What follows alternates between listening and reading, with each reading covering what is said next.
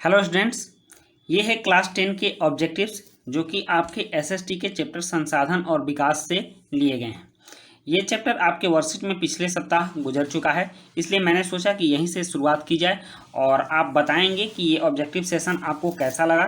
तो चलिए हम लोग शुरू करते हैं। और मैं आपको बता दूं कि ये ऑब्जेक्टिव्स आपके लिए काफ़ी इम्पोर्टेंट होंगे, आपके बोर्ड से रिलेटेड सवाल भी हैं और आपकी समझ भी काफ़ी विकसित होगी।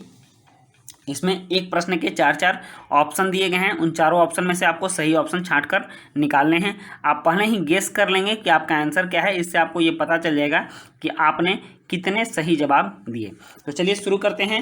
इसमें पहला प्रश्न है, उत्पत्ति के आधार पर संसाधन के भेद कौन कौन है। ठीक, अगर संसाधन की उत्पत्ति हुई है तो उस आधार पर संसाधन को कितने भाग में बांटा गया है, ये प्रश्न है। और इसके ऑप्शन हैं, ए नवीकरणीय और अनवीकरणीय, बी है व्यक्तिगत और सामुदायिक, और सी है जैव और अजैव, डी है संभावी और संचित।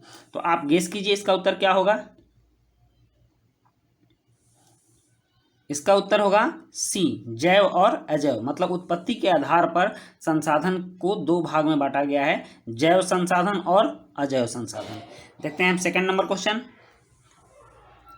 सेकंड क्वेश्चन है कि वे सारे संसाधन, ठीक, वे सारे संसाधन जो निर्जीव वस्तुओं से बने हैं क्या कहलाते हैं।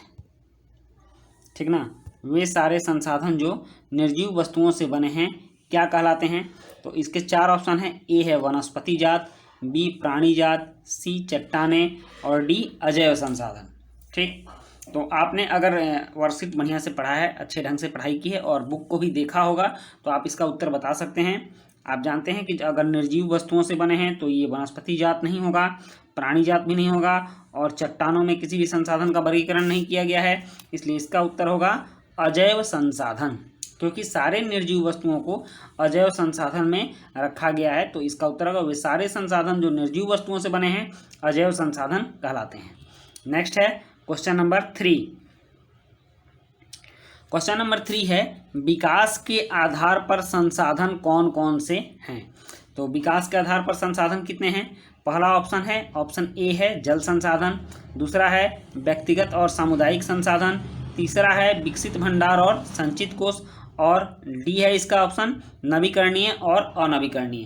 तो आप गेस करो क्या इसका आंसर हो सकता है। प्रश्न है, विकास के स्तर के आधार पर संसाधन कौन कौन से हैं। आपने गेस कर लिया। चलिए इसका उत्तर बताता हूँ। विकास के स्तर के आधार पर संसाधन हैं विकसित भंडार और संचित कोष। ठीक, इसमें एक और चीज़ जोड़ा जाता है, संभावी। ठीक ना, संभावी, विकसित संभावी। ठीक, मतलब इसमें तीन चीज हो गया, संभावी, विकसित भंडार और संचित कोष। इस तीनों को विकास के स्तर के आधार पर संसाधन माना गया है। नेक्स्ट, अब चौथा प्रश्न देखते हैं। चौथा प्रश्न है, अपवर्जक आर्थिक क्षेत्र कितने समुद्री मील की दूरी तक माना जाता है। ठीक, तो अपवर्जक आर्थिक क्षेत्र, इसके लिए ऑप्शन है, ए 500 किलोमीटर, बी 200 किलोमीटर, सी 300 किलोमीटर और डी 200 मीटर। तो आप अंदाज़ा लगाइए, अपवर्जक आर्थिक क्षेत्र का मतलब होता है कि एक देश अपनी सीमा से कितनी अधिक दूरी तक समुद्र में अपना कोई कार्य कर सकता है। तो आपने गेस कर लिया, इसका उत्तर होगा बी 200 किलोमीटर। ठीक, अपवर्जक आर्थिक क्षेत्र 200 किलोमीटर समुद्र में अंदर तक अपने देश से संबंधित क्रियाकलाप करेगा, उसके बाद समुद्र की अंतर्राष्ट्रीय सीमाएं शुरू हो जाती हैं। नेक्स्ट है क्वेश्चन नंबर 5।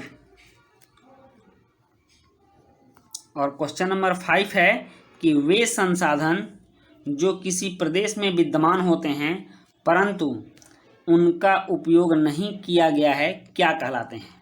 वे संसाधन जो किसी प्रदेश में विद्यमान होते हैं परंतु इनका उपयोग नहीं किया गया है क्या कहलाते हैं। तो ये हैं, ऑप्शन नंबर ए है नवीकरणीय, ऑप्शन बी है सामुदायिक, ऑप्शन सी है अनवीकरणीय और ऑप्शन डी है संभावी। ठीक, तो आप इसका गेस कीजिए क्या होगा उत्तर। वे संसाधन जो किसी प्रदेश में विद्यमान होते हैं परंतु इनका उपयोग नहीं किया गया है क्या कहलाते हैं। तो ये कहलाते हैं संभावी संसाधन। ठीक, इसका उत्तर होगा 5 का डी।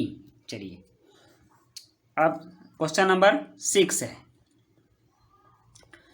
यहाँ क्वेश्चन नंबर 6 कह रहा है कि वे संसाधन जिनका सर्वेक्षण किया जा चुका है और उनके उपयोग की गुणवत्ता और मात्रा निर्धारित की जा चुकी है क्या कहलाते हैं। ठीक, वे संसाधन जिनका सर्वेक्षण किया जा चुका है और उनके उपयोग की गुणवत्ता और मात्रा निर्धारित की जा चुकी है क्या कहलाते हैं। तो इसमें 4 ऑप्शन है।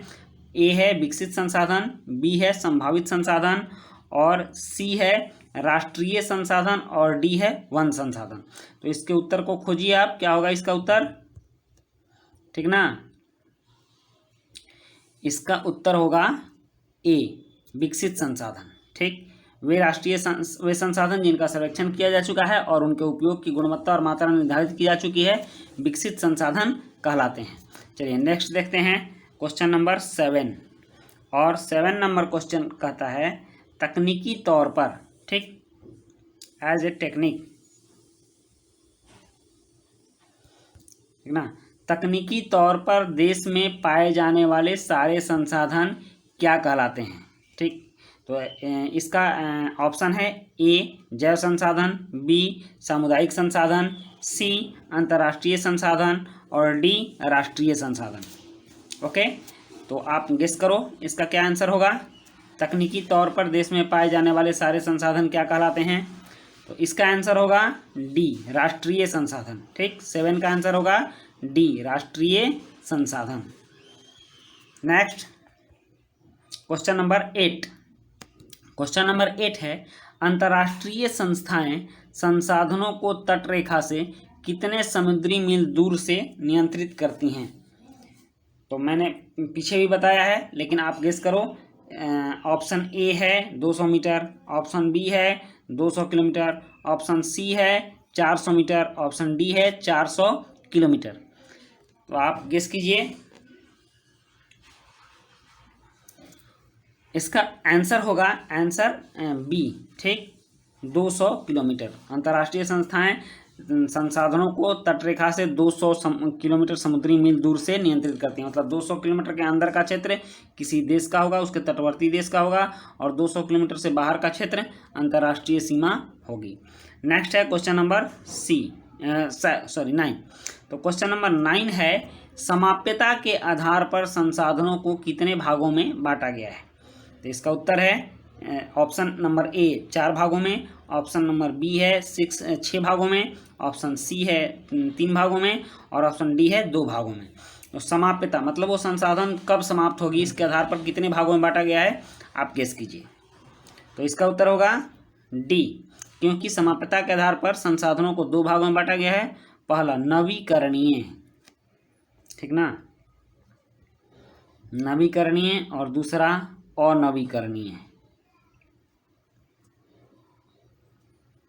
अनवीकरणीय 2 भागों में बांटा गया है समाप्यता के आधार पर संसाधनों को।